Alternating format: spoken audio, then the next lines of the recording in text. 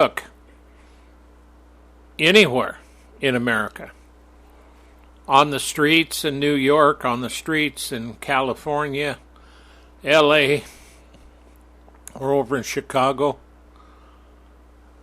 you know, there are people getting beat up, people getting robbed, people getting shot and killed. Just the list doesn't ever end.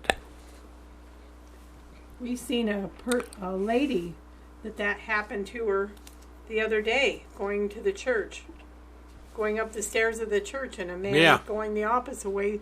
He was going down. He slugged her and knocked her down and stole her purse and her car. I hope they catch him. And I pray for the woman that she's safe. I mean, that will be okay. Well, and you've got to protect yourself. You know, always keep yourself ready. Because these people come down a little quicker and they put their full force of their punch. That's why you need to be able to block it. This is corrupt.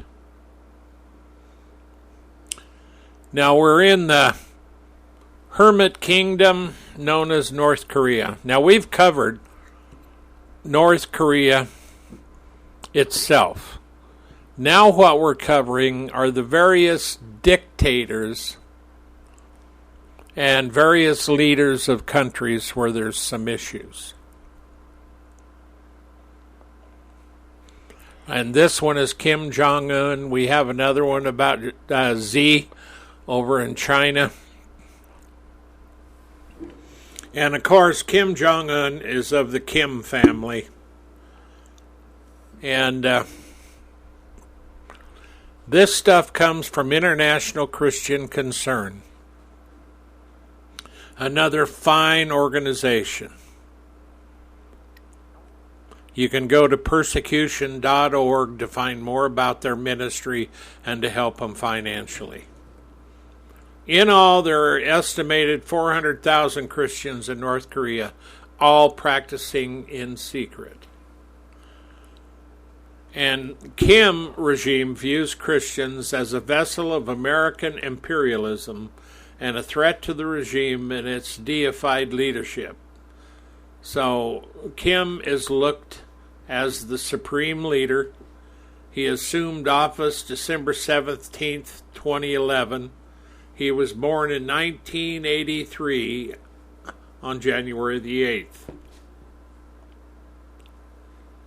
To avoid detection, all Christians practice in secret, usually alone or in very small communities. North Korea operates several political prisons and hard labor camps where Christians, dissidents, and their associates face severe punishment and abuses. Many North Koreans flee the tyrannical regime every year, most through routes in China, and occasionally by crossing the treacherous demilitarized zone to South Korea. And so when we look at Kim Jong-un, he's just the latest in a line of repressive North Korean dictators. And Kim Jong-un is bent on furthering a system designed to suppress religion, eliminate dissent, elevate Juche, the country's official ideology. The Kim family has ruled the country's establishment since 1948, and they passed the power down through successive generations, deepening the cult of personality around itself. Under Kim, Christianity is brutally restricted, aside from the extremely narrow confines of the state-sponsored church, which is kept for show. Religion is viewed as a direct threat to the state, and even so much as owning a copy of Scripture, praying, or talking about one's faith can result in torture, imprisonment, or death. Precise information on the size of the North Korean church is nearly impossible to ascertain given how closed the country is. But credible reports put the number somewhere between 100,000 and 400,000. including tens of thousands in prison for their faith. That's so tragic. Now, see, that's a big stretch between 100,000 and 400,000. Mm-hmm. I don't think they can really accurately say how many Christians are in North Korea. But there are ministries, and these ministries, like International Christian Concern or Barnabas Aid, the ministries that work, they do so very carefully to get stuff to the persecuted church. And yes, they do get over there. They are able to do it. But it's very, very dangerous. And many times it's the North Koreans themselves who are doing it. So that's Kim Jong-un. He's not a very nice person. No. I think he's gotten, each generation has become worse. You know, of the Kim family. Well, you know, it's funny. Him and Trump got along. Yeah. Of course, Trump was just, not dealing with the persecuted church part. But Trump even walked across the border. And shook his hand. Yeah. So I thought that was interesting. No other leader that we know of has done that. But he did. And with that, we're coming to our midpoint. Okay. Are you ready? Yes. Pick up your copy of The Rising. The Rising is a Christian fiction thriller by the Watchman, Dana G. Smith. One is rising among the corridors of power with legions of devotees. He knows his day has not yet arrived. He is elusive, powerful, and yet no one knows just how dangerous he is.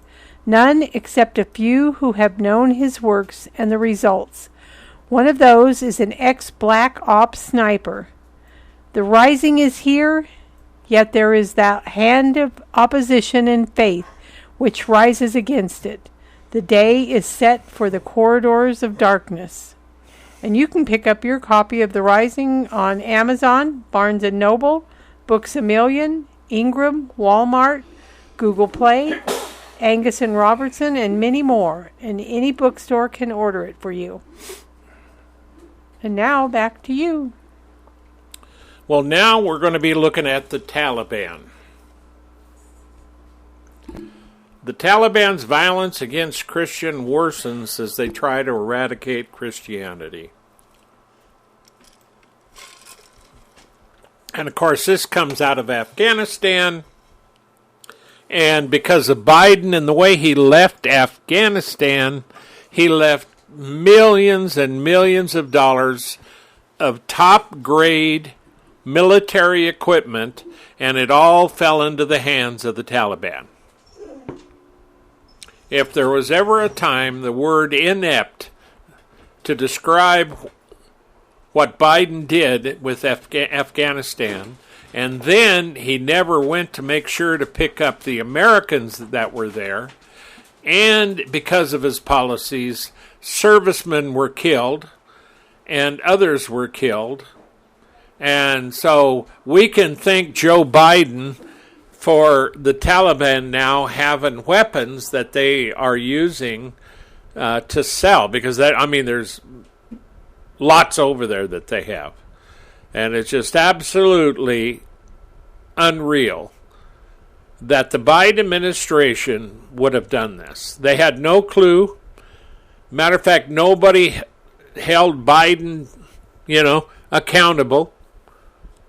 And the Democrats swept it under, refused to talk about it. But on August 15th, 2023, was a mark for 2 years since the Taliban retook Kabul. Now, it wasn't hard to retake Kabul because everybody pulled out. That's Afghanistan's capital. And then, of course, the fall of the United States' last stand in its decades-long war against the insurgent terrorist groups. I mean, Biden administration just pulled us out. And Biden ended it suddenly. And many Christians were hopeful that Afghanistan would not fall, because when it fell, it ruined freedom for Christians. Matter of fact, the Taliban were hunting Christians down.